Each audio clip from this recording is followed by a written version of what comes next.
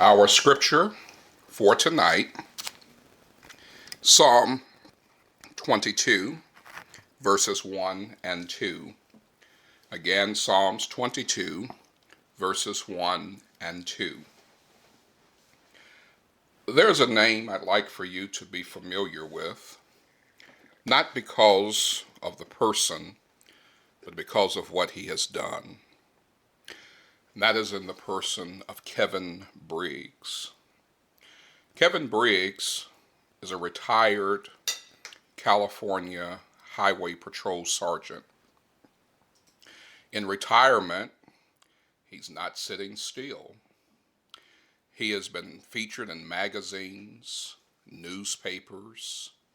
He's been a presenter at conferences and has even been consulted by law enforcement agencies outside of the United States.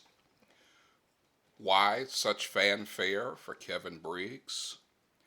Again, it's because of what he's done. As a law enforcement officer, Kevin Briggs is responsible for having saved 200 people from suicide wanting to jump on the Golden Gate Bridge. Having been responsible for patrolling the area, he was called there many times.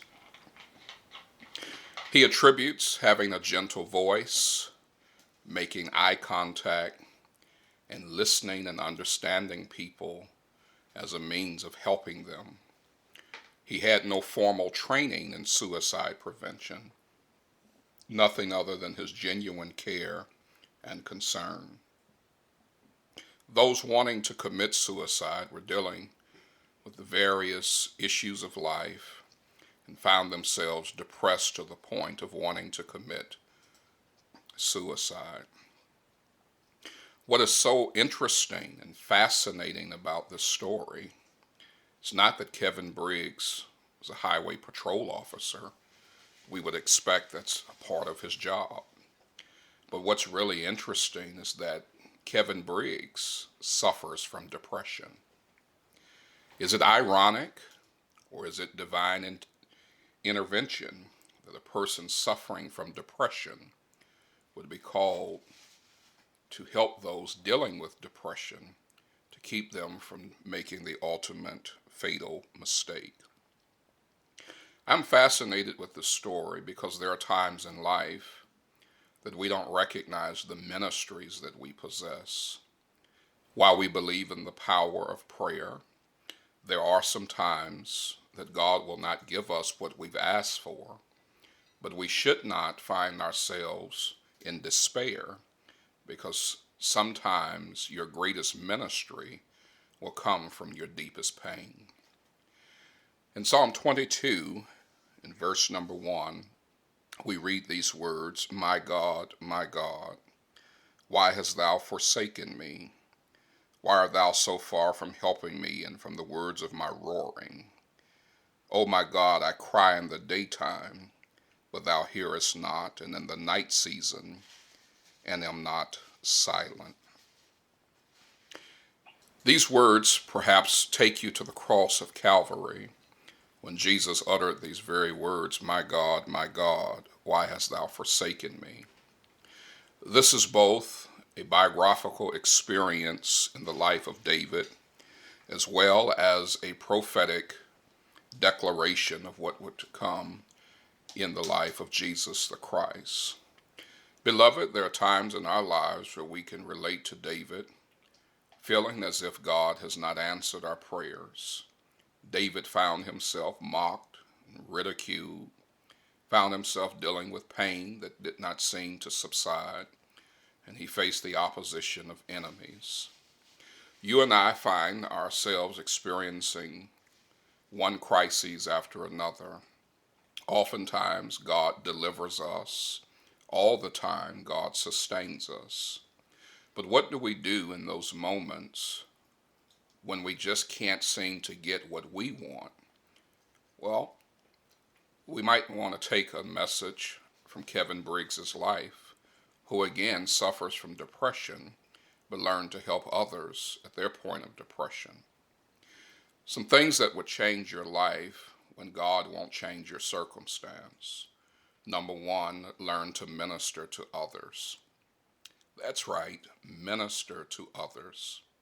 A great way to slap the devil in the face is to show him that you're going to use your misery for ministry. By ministering to others, you get outside of yourself.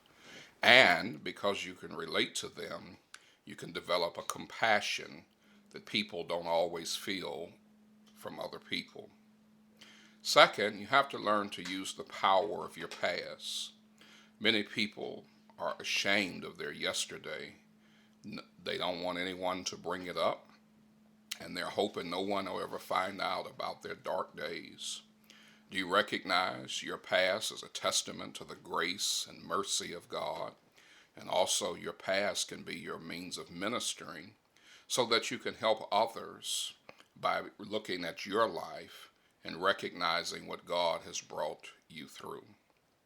Third, in addition to ministering to others, in addition to using the power of your past, also recognize the value of appreciating God's sustaining grace.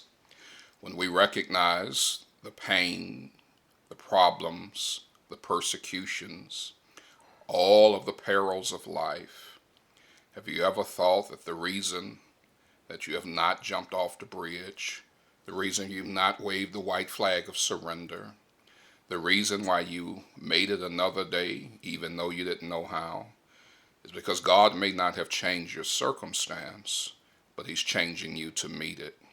It's kind of like he said to Paul in 2 Corinthians 12 and 9, my grace is sufficient. Beloved, there is purpose in pain, and we hope that whatever pain you have, that God will deliver you from it.